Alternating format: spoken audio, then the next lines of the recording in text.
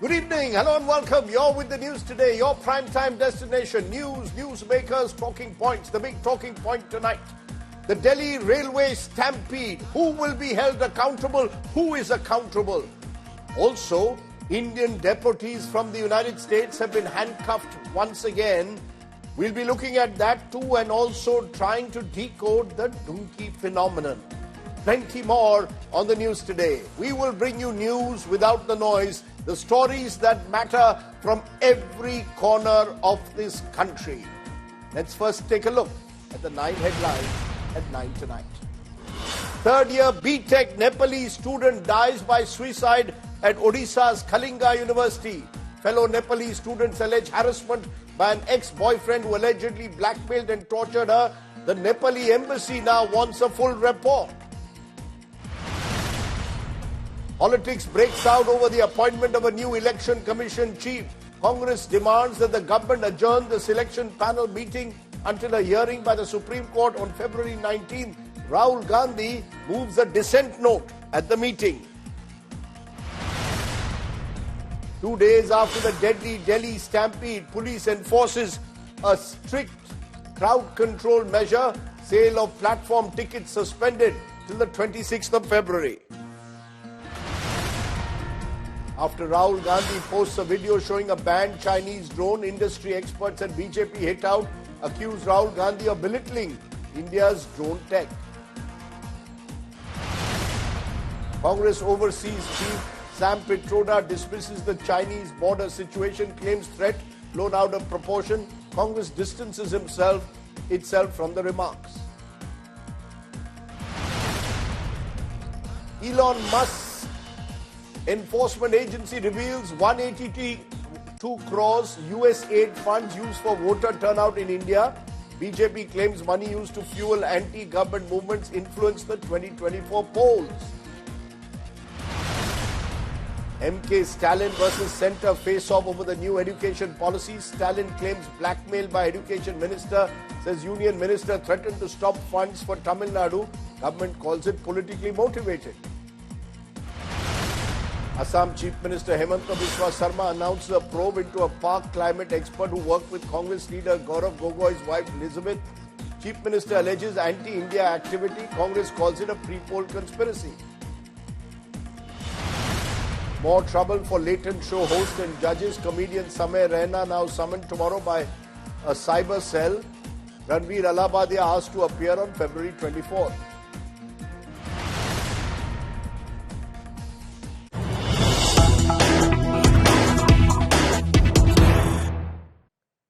But the story that we are breaking right at the very top, Nepalese student suicide at the Kalinga Institute of Industrial Technology in Bhubaneswar has now sparked off protests and has now got even the Nepalese government involved in what is happening at the moment. Nepal's Prime Minister KP Sharma Oli posted on social media that the embassy is now sending officers to Odisha to provide counselling. Remember, protests have started there after Prakriti Lamsal, a third-year B.Tech student from Nepal, was found dead in a hostel room on Sunday. Authorities have ruled her death as suicide, but students are alleging harassment by Lamsal's ex-boyfriend. Her cousin has filed a complaint accusing a male student of blackmailing her, which led to the tragedy. Her death has sparked a massive uproar among students, especially Nepalese students, who are accusing the university administration of a cover-up in the matter. Amidst the protests, several Nepali students have now reportedly vacated the campus, citing alleged instructions from the authorities.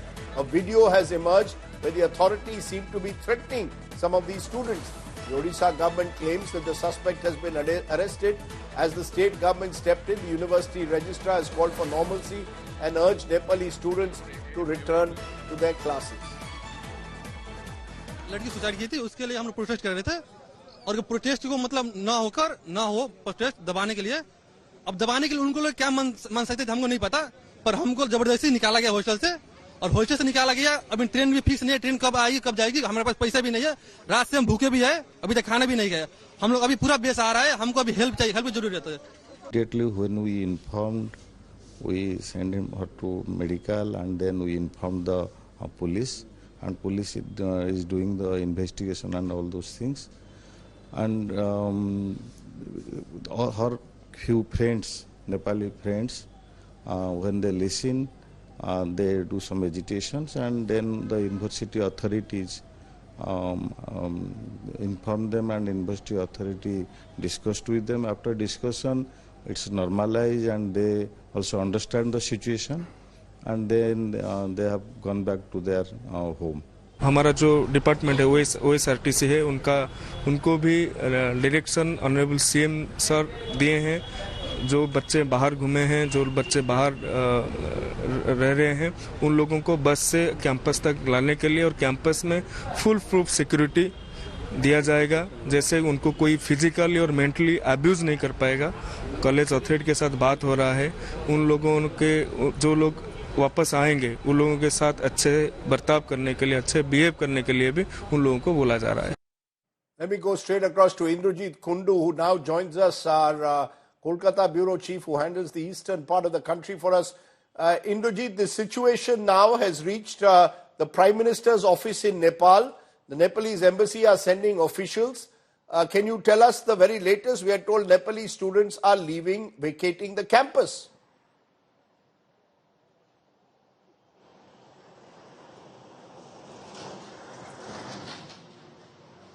Indrajit, can you hear me?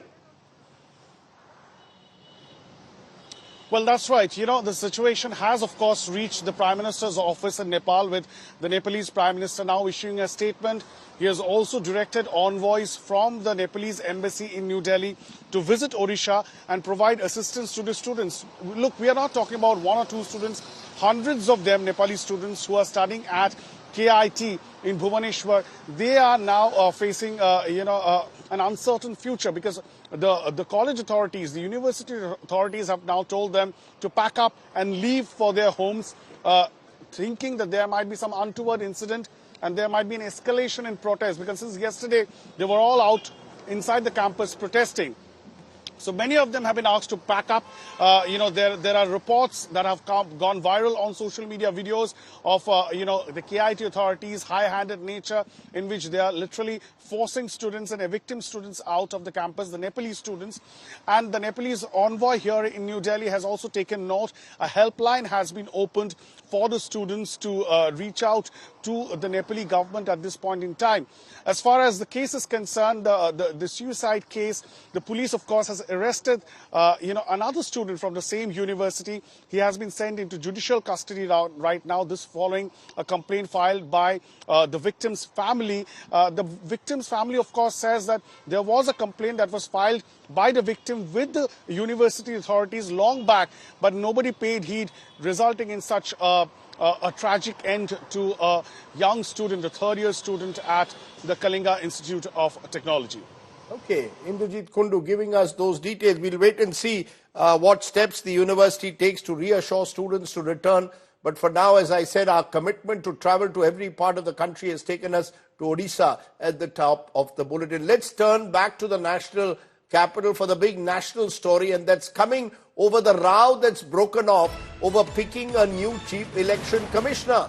That's right. A meeting was held today where Prime Minister Modi, Home Minister Amit Shah and the leader of the opposition were present, and Rahul Gandhi, the opposition leader, has given a dissent note on the manner in which the election commissioner is being chosen to replace the outgoing chief election commissioner Rajiv Kumar, who will be handing over charge tomorrow. Rahul Gandhi has questioned the composition of the committee, which has, remember, the Prime Minister and the Home Minister, so they can outvote Rahul Gandhi. And the Congress has urged the government to put off the decision till the Supreme Court hears the matter. Remember, the Supreme Court is hearing the matter over the appointment of election commissioners. Should there be a system where you have two people from the government and only one from the opposition, or should the third person have been, quote-unquote, a neutral figure? The Chief Election Commissioner, Rajiv Kumar, to retire tomorrow. What's the very latest? First, let's listen into what the Congress had to say on this issue just now. कि ये आवश्यक है हमारे गणतंत्र और हमारे गणतंत्र की निष्पक्षता और समतल जमीन के लिए कि जो सीईसी और ईसी चुने जाएं, उनकी समिति में माननीय प्रधानमंत्री हों, माननीय मुख्य न्यायाधीश भारत के हों, सीजेआई, और माननीय एलओपी हों। ये निर्णय है 2 मार्च 23 का। इस कानून में ठीक विपरीत किया जो उस निर्णय में लिखा था, पूर्णतः कार्यपालिका द्वारा चयन का इसमें। Okay, let me go straight across to Rahul Gautam, who joins me at the moment. Rahul, we are expecting the name of the new election commissioner to be out later tonight or tomorrow morning. Rahul Gandhi putting out a dissent note.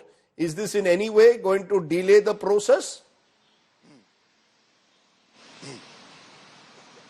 Well, as far as Congress is concerned, they are very apprehensive that the government is going to go ahead and announce the next chief election commissioner. In fact, at 5:30, when Rahul Gandhi went for this meeting at Prime Minister's office, Prime Minister Narendra Modi was there, Amit Shah was there, and as per our sources, Rahul Gandhi gave a dissent note pointing out the same thing that Mr. Abhishek Manu Singhvi, told media persons in this news gathering, that the very composition of the committee that has been formed to appoint next election commissioner is actually flawed, and it is tilted into in the favor of the ruling government, and therefore Rahul Gandhi gave the dissent note that the entire election process or the selection process is flawed. We also Congress party is alleging that had this meeting would have been deferred, the issue that has already been that has already landed in Supreme Court. The Supreme Court might have decided that whether this committee, stands on constitutional grounds or not. Because as per Congress party, there is already a judgment from Supreme Court that says that Prime Minister Prime Minister, LOP and CGI should decide upon next election commissioners, not the Home Minister. So clearly, as far as Congress is concerned, they are convinced that the entire election process is flawed. It is lopsided, in the favor of government, and therefore Rahul Gandhi, as per our sources, submitted this dissent note highlighting all these issues and put in a record that he is not on board as far as appointment is concerned. Okay, Rahul Gandhi issuing a dissent note on that decision. Rahul Gautam giving us more detail. Just to explain, and this will be another new element we will have on our top stories, we will give you an explainer. Now, the Chief Election Commissioner's appointment, or the Election Commissioner's appointment itself, is under the lens. Why?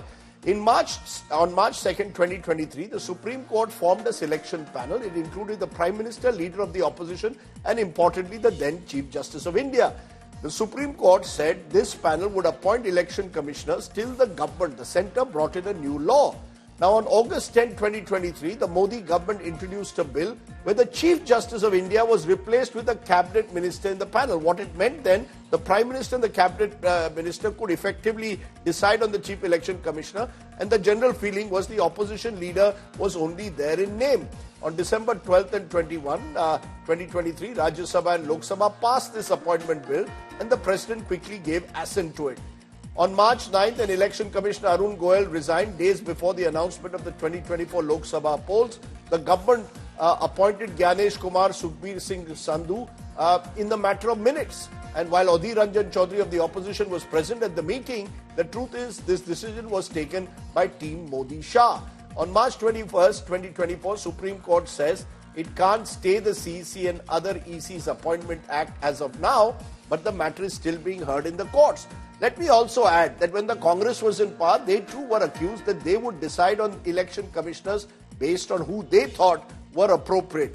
Now the shoe is on the other foot, and as I say often, in politics, where you stand depends on where you sit. The BJP is in power, and they seem to want to appoint election commissioners of their choice. What happens then to the Supreme Court original order? Well, as often happens in this country, we must wait. Tariq pe tariq.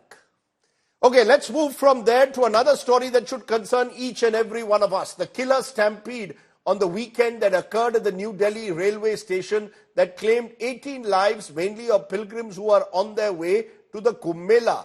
But what led to this stampede? Was it chaos or confusion, or frankly, glaring lapses by the railway authorities in charge? Our next report is one that wants to raise a simple question. Who will be accountable? Kiski jawabdehi hogi for the railway stampede? Take a look.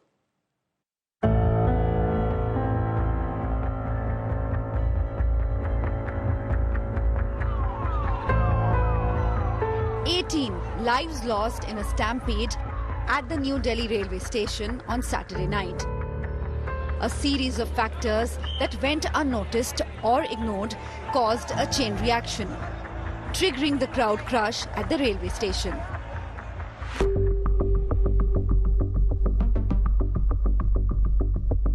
$1,500 general or unreserved tickets to Prayagraj were being sold every hour on Saturday. This when all trains to Prayagraj were fully booked with waiting lists. The continuous ticket sales meant passengers flocked to the platforms to make the journey to the Kumbh Mela.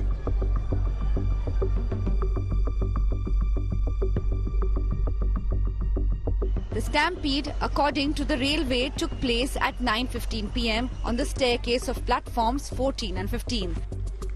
There were 4 trains scheduled to go to or via Prayagraj, 3 of which were delayed. On platform 12, the Magad Express, which runs via Kumbh, was expected but was slightly delayed. On platform 13th, Swatantrata Senani Express to Darbhanga, which goes via Prayagraj, was delayed. Prayagraj Express 2418 was on platform 14 and it was scheduled for departure at 10:10 p.m. Platform 15 was for Bhubaneswar Rajdhani, which also goes via Prayagraj, but that train was also delayed. Multiple trains running delayed had a domino effect. Passengers kept accumulating on the platforms.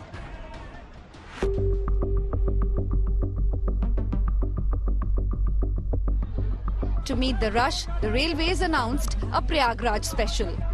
According to the railways, the special train was announced from platform number 12.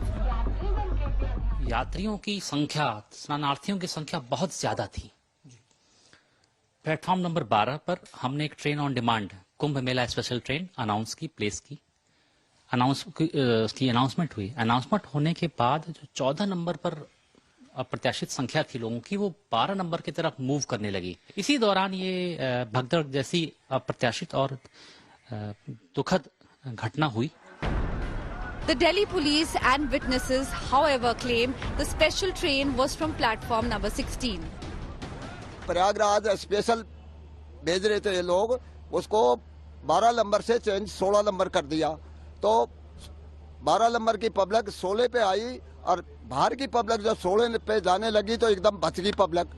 इसके litre और जीने पे public गिर गई। Sources reveal that special train announcements are typically made well in advance. However, this one was done abruptly without prior notice, causing panic.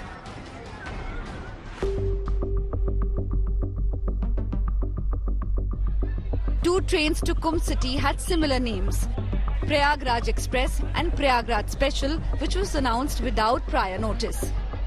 This led to confusion among passengers who did not know which train was theirs. Many of the passengers rushed from platform 14 to take the special. They ran into people sitting on the stairs.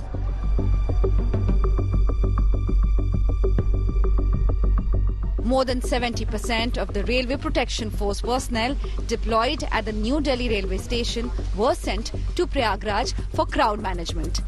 This left a reduced number at New Delhi, inadequate to handle the crowd surge on Saturday. Having learnt the bitter lesson, the railways on Monday implemented new crowd control measures. This is the 16 number platform. Most of the special trains for Kumbh are on 16 number. So there has been an access control that has been designed to manage proper entry-exit flow to avoid any kind of stampede-like situation till the 26th. With Shreya Chatterjee, New Delhi, Bureau Report, India Today.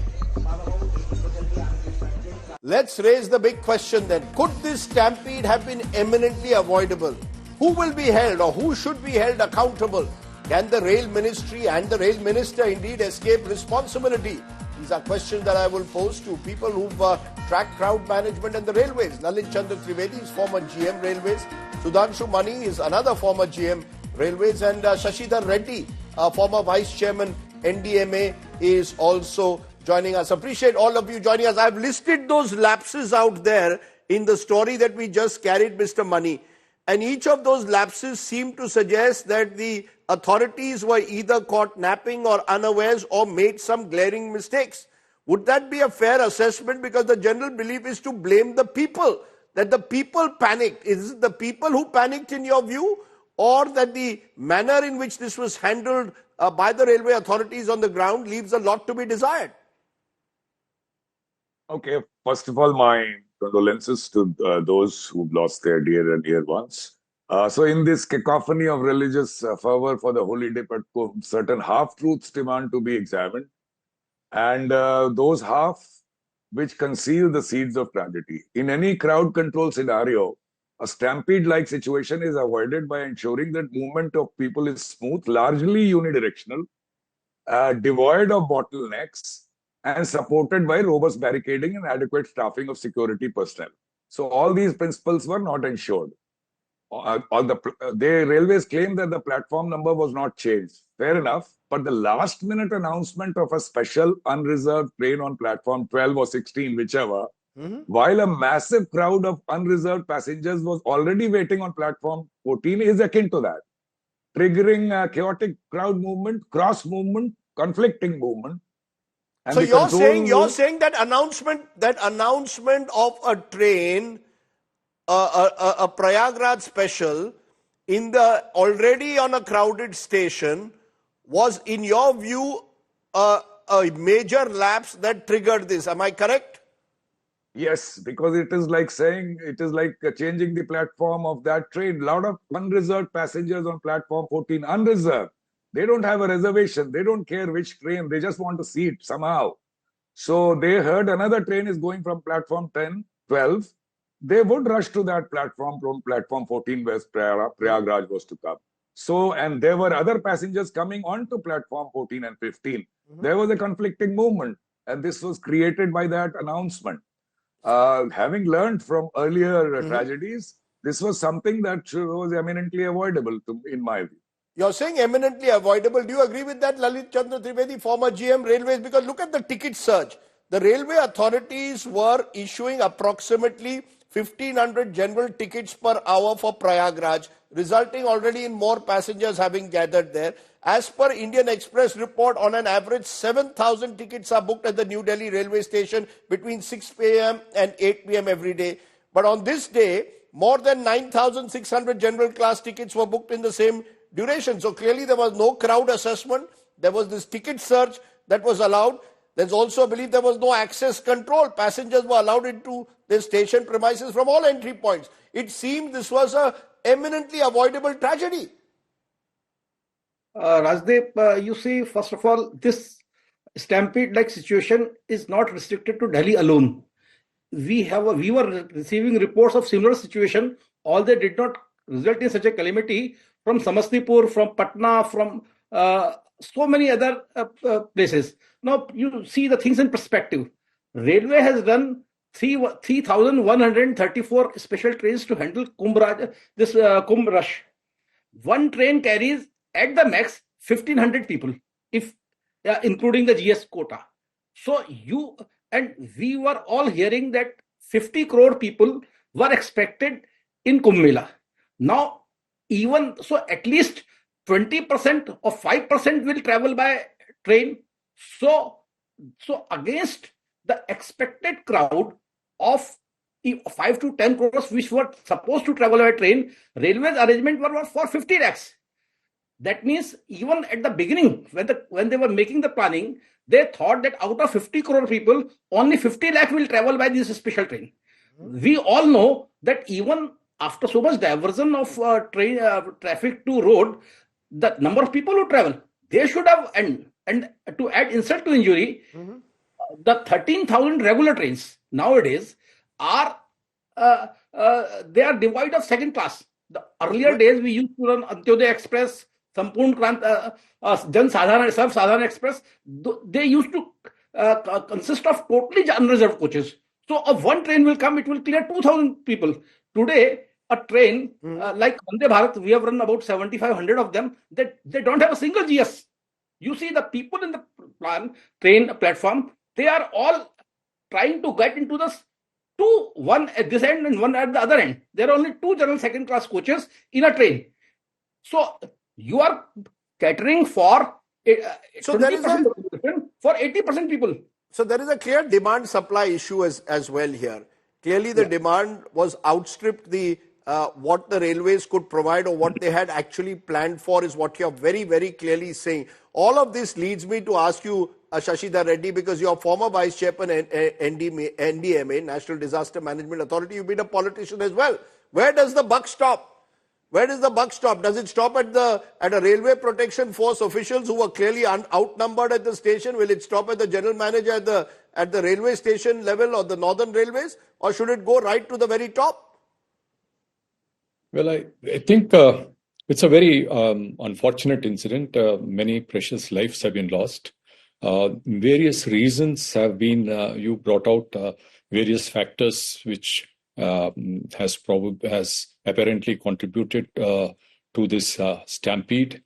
I think blame Where does game. the buck stop, sir? Let me cut the chase. Where does the buck stop? Because in India, the buck is always passed. It never stops anywhere, seemingly. This is not a thing for blame game. Yes, it is unfortunate. Things have gone wrong in some way. I think a thorough inquiry, because as a disaster management man, unfortunate as it is, as it may be, every disaster, it has to be a lesson learned. Now, what went wrong and what could have been done differently is something that needs to be a part of the planning for future occasion nature. And I've always believed, and we came out with a large number of guidelines, that proper documentation is extremely important. Not just for apportionment of guilt or what went wrong. There are actions, sometimes success stories, there are sometimes failure stories due to. But you're saying don't play the blame game. Sudhanshu, Mani, that's the usual political responses. Let's get the railway minister out. There was a Lal Bahadur Shastri, of course, all those years ago who resigned as railway minister. But is the problem not with individuals? We don't have a full-time railway minister in the sense that Mr. Ashwini Vaishnav is also IT, information and broadcasting, also handles BJP's election campaigns. That's for the government of Mr. Narendra Modi to decide. But the truth of the matter is the railways now increasingly finding the pressure too much, in your view, of handling major events like the Kumbh Mela and providing for lakhs of people who want to go to the train. Is there a fundamental problem with the Indian railways at the moment? Well, the Bard said that the past is prologue, but the prologue can be prologue only if you are willing to treat it as one. We should have learned from past mistakes. Now look at this inquiry. They are calling it a high-level inquiry, but it's not an independent inquiry. Even if one life is lost in a rail accident, it is done by Commissioner of Railway Safety, who's not under the Rail Ministry. Here it is being done perhaps by the people whose department themselves are to be blamed for this. So the truth may come out or may not come out, but the way the inquiry committee has been ordered, I would have preferred an independent probe in this, so that not only we find what happened in this case, but also a path is set for future and such incidents are not repeated. As Sudhanshu Mani is pointing out, Mr. Trivedi, independent inquiry is the need for the hour. Will it get brushed under the carpet? Yes, a number of changes are being brought in after the incident. Many more CCTV cameras, many more personnel there to manage the crowd. We are always wise after the event in this country. Do you believe that inquiries do result in fixing of responsibility and accountability from your experience in the railways? Rajdeep, whether they are able to fix the inquiry, if they are able to fix an individual or not, the fact remains railways trying to sell a commodity which they don't have. Which is what? The general accommodation for unreserved classes. You have run 75 Vande Bharat Express. You have run an empty number of trains, and the percentage of people who really want to travel by train and who do not have any other means, a person who wants to travel by Vande Bharat can travel by air also. But a person who wants to travel by general second class, he has no means to go. He has, and his accommodation you have reduced to 10%. So now that mass, you may hold n number of inquiries. You may fix the person, but the fact remains, you are not catering for the general masses who really need the railways the most. But that then comes to fundamentally, Sudhanshu, money to the way the railways are structured for the future. Already, I hear noises from those who say if the railways were privatized, this would not happen. There would be better planning. Is that the real argument, or is it now an argument at the end of the day of how the railway sees the vision for its future? Who is the Indian Railways going to cater for? The Aam Aadmi or the Vande Bharat Khas Aadmi? No, in my view, both are possible. From the Khas Aadmi, you can make more money and use that money to better the lot of the common people. But the trains for common men, as Mr. Trivedi pointed out, their space in trains is depleting. You have to take care of the common men. There has been more ordering of coaches and so on, but I don't see a conflict. Both can be done, but more trains, more number of coaches per train has to be done for common people, for migrant labor, such people who have the only means to travel by train, has to be done with more empathy. There's no doubt about that. Okay, let me leave it there. Shashida Reddy, you want to get in a final point from a disaster management point of view? Do you believe there is enough emphasis on crowd control measures at major events like this? Look, there have been a lot of successes also at the Mahakumbh.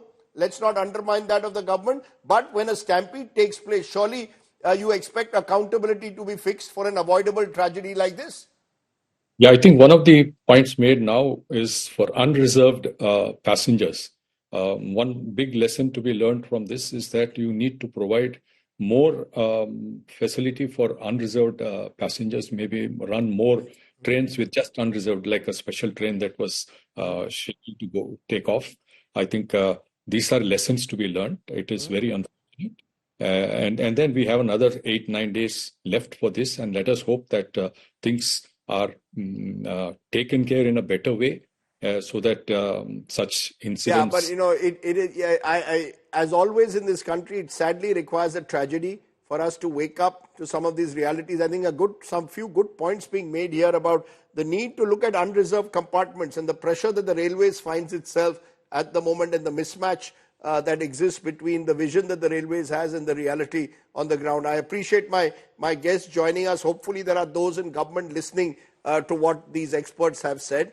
While our thoughts and prayers are with the families who've lost their loved ones, it is important to demand accountability for the lapses that led to the stampede. Sadly, in most such tragedies, the inquiry reports are just swept under the carpet.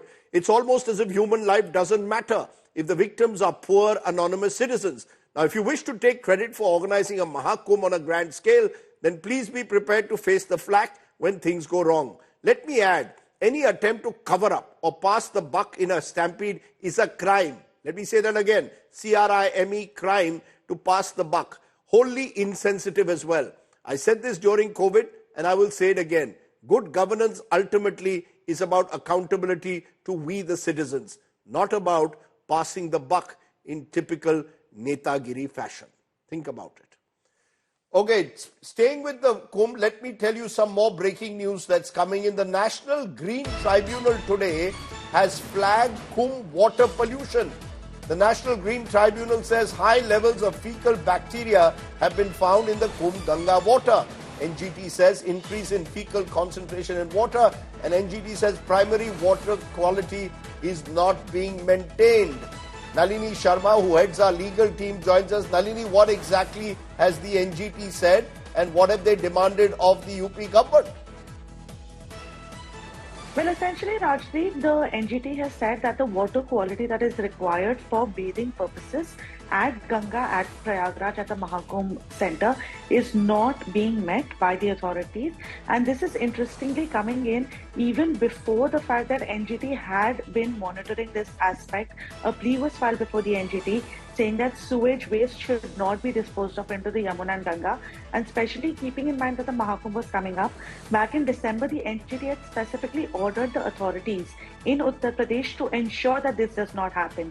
In fact, the UP Pollution Control Board has not even filed the report, the action taken report that NGT had asked for, and they've only put out these water test reports that they had done before the tribunal. And after going through that, the tribunal has observed that there is a high level of fecal matter in the Ganga River at Prayagraj where the Mahakumbh is happening, and this is not appropriate for bathing levels.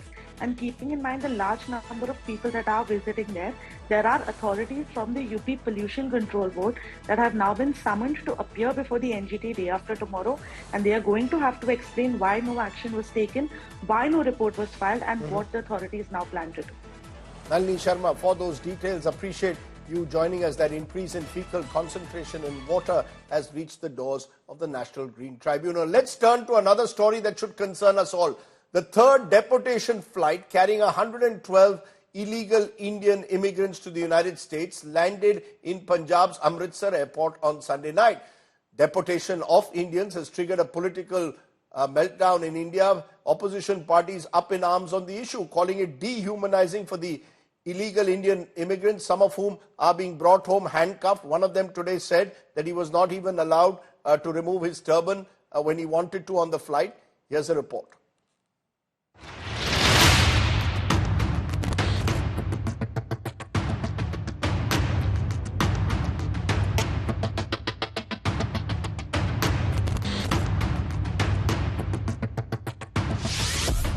Another military flight from the United States touches down in Amritsar. On board were 112 illegal Indian immigrants deported from the United States.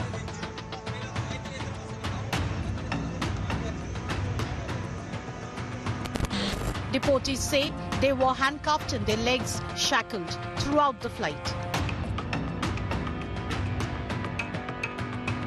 हमें हाथ बेड़ियां लगा दी और हाथों में भी हथकड़ियां थी, पैरों में भी बेड़ियां। हाँ। कैसे थी वो चेन? आप कहते पीठ से डाली हुई थी? हाँ जी, ऐसे डाल के मतलब कि हाथ बांध दिए। पर यहाँ पे तो कल उन्होंने बोला कुछ कि नहीं, वो बेड़ियां वगैरह नहीं थी, कुछ ऐसा कि जब फ्लाइट लैंड होने वाली थी ना 10 मिनट में मतलब कि उसने पहले मतलब कि सब कुछ खोल के मतलब कि छिपा दिया। Jatinder Singh claims he was forced to remove his turban. सिर से दस्तार सब कुछ निकाल के वहीं जहाँ आप डिटेन हुए वहीं दस्तार भी उतार ली? हाँ, दस्तार उतार ली, मतलब कि उतार के फिर टेबल पे रख दिया, मतलब कि मैं बैग में डालने वाला था, उसके पहले उसने डस्टबिन में फेंक दी। The deportee also alleges they were tortured in the detention camp and were not offered any food other than some chips and juice.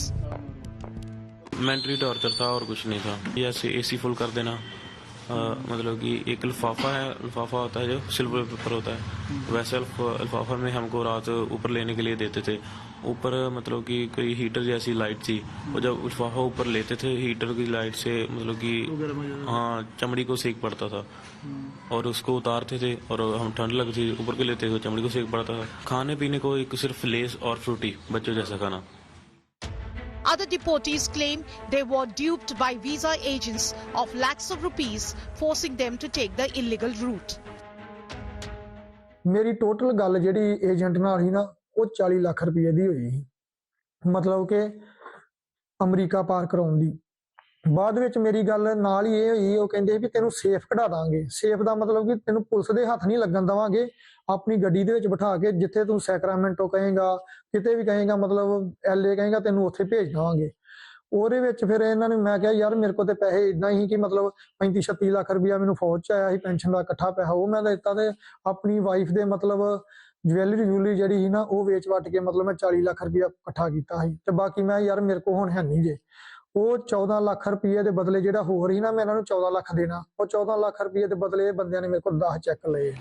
Over 300 Indian illegals have been deported by the United States so far this year, and more are likely to follow as President Donald Trump intensifies his immigration crackdown. Bureau Report, India Today. I'm joined by Tejinder Pal Singh Nalwa, advocate, citizenship and immigration law expert. Tejinder Singh ji, how do you see this as a human rights violation, or do you believe that these immigrants have to pay a price for having violated the law and gone as illegal immigrants? Rajdeep, I see this at two sides of one coin. First of all, it is highly deplorable that they had to be handcuffed. They are not war criminals, or they are not somebody who has been bringing in drugs or arms. They should not have been handcuffed. That is absolutely against human rights violation, and I think India should raise their protest before the United Nations under the UNHCR forums. At the same time, I see it as an attempt by United States to leave a message to which to me is a very strong signal of Western world that they will not let people stay in the country through illegal means. When I say that, it is only the tip of the iceberg. 500 people, whereas to my estimate, there are more than 500,000 people who are illegally staying in US. You're saying 500,000 Indian illegal immigrants are staying in the US? This is your estimation based on, you're an advocate of citizenship and immigration law. Are you saying there are 500,000 in your estimation? In North America, yes, more than that, for sure, and including USA. And these are from all across the country, not just Punjab. See, Punjab is being targeted because I don't know why, but there are people from Hyderabad to from Gujarat, and they were the deportees included few Gujarati friends, kids as well, which is very unfortunate. Whether they are all Indians at the end of the day, but yes, Punjab has been forefront in immigration. And do you see this? Do you see what's happening? The manner in which they're being deported now, serving as a big deterrent. That now this donkey phenomenon, as it is being called, will be affected, and that there will be now less illegal traffic. I'm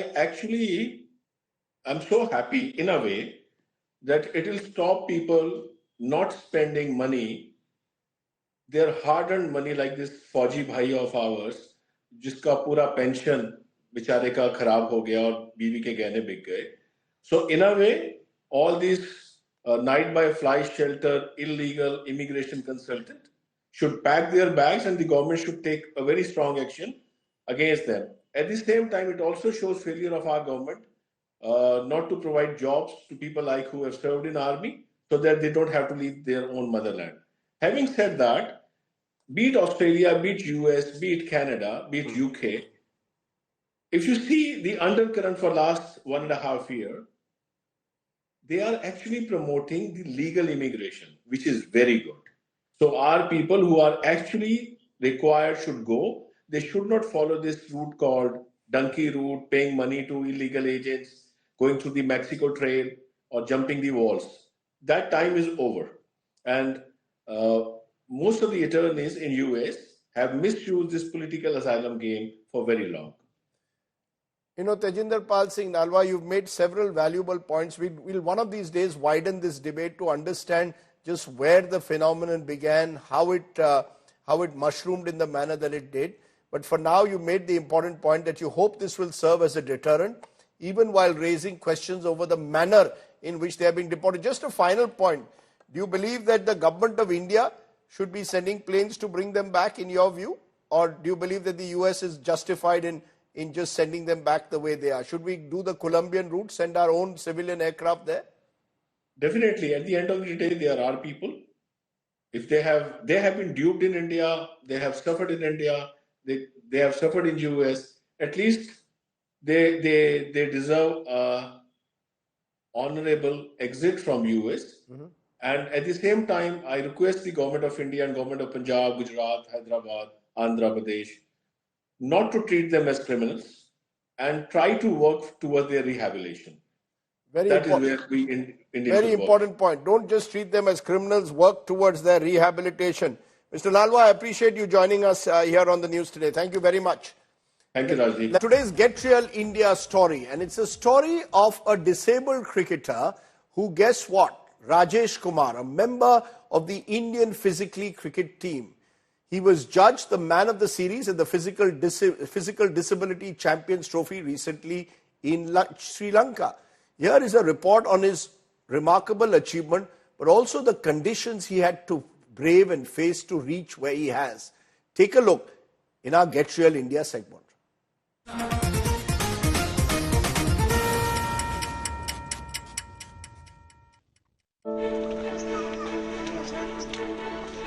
This juggi in Vijaypura is home to Rajesh Kannur, a member of the Indian team that won the recent Physical Disability Champions Trophy in Sri Lanka.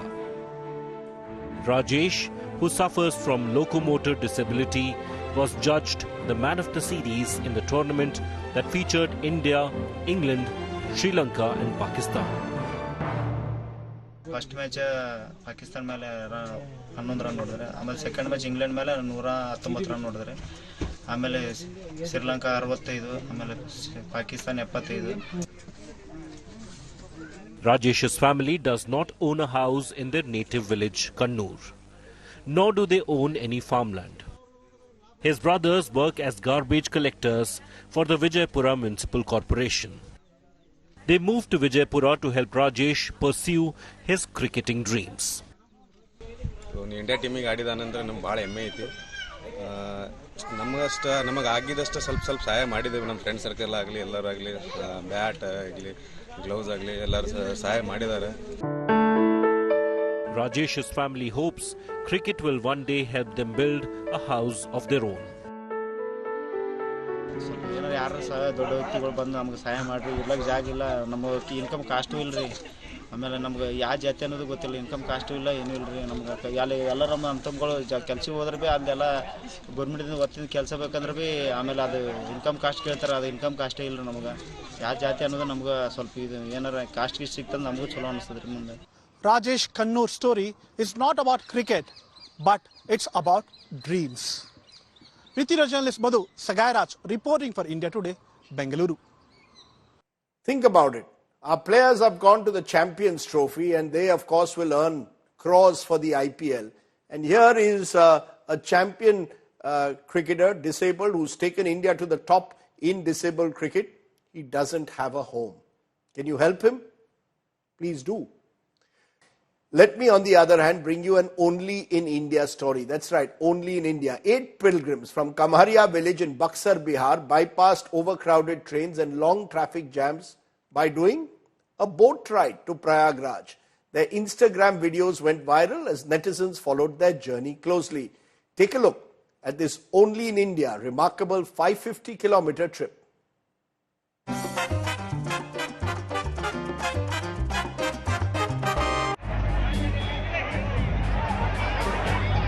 Overcrowded trains and kilometers long traffic jam. To overcome these odds, 8 pilgrims from Kamharia village in Buxar, Bihar took a boat to Prayagraj. Their video on Instagram became an instant hit, with netizens tracking their progress closely. एक bike दिमाग में चला कि नाव से ही चलते, हम लोग कुछ अलग करते हैं, नाव से चलकर फिर हम लोग चल दिए. तो फिर 5 दिन भोजन पानी का सब नाव पर व्यवस्था था. कहीं रुकते भी थे आप लोग? कहीं मैंने उतना नहीं रुकते थे, मैंने सुबह शाम में हल्का फुल्का रुकते थे. इधर से जब शुरू किए तो कहीं रुके आप? इधर से रुके जमनिया जाकर रुके 1 घंटा. हाँ, 1 घंटा जाकर जमनिया रुके, फिर वहाँ से चल दिए. हम ही एक गार्जियन थे. अभी इसलिए इन लोगों ने सोचा कि हम क्यों ना चाचा को ले लिया जाए. After leaving on February 11th, they reached Prayagraj early morning on February 13th. They were back home on February 16th. पीपा पुल का नीचे से जो है ना जगह रहता है, एक नाव निकल जाती है, छोटी वाली नाव. Buxar to Prayagraj and back, a total distance of 550 kilometers over 5 days for 20,000 rupees. We leave the cost analysis to you. Bureau Report, India Today. Now, some would call it jugaad. Others, like me, would say Indian ingenuity at work. It only happens in India. If you can't make it by road, take a boat trip to Prayagraj. Thanks for watching. You stay well, stay safe. Good night, Shubhratri, Jai Hind, Namaskar. All that we can promise is the real news without the noise. It's time to change and redefine the way you see primetime news TV. Noise must end. The news must take precedence. Thanks for watching. Bye.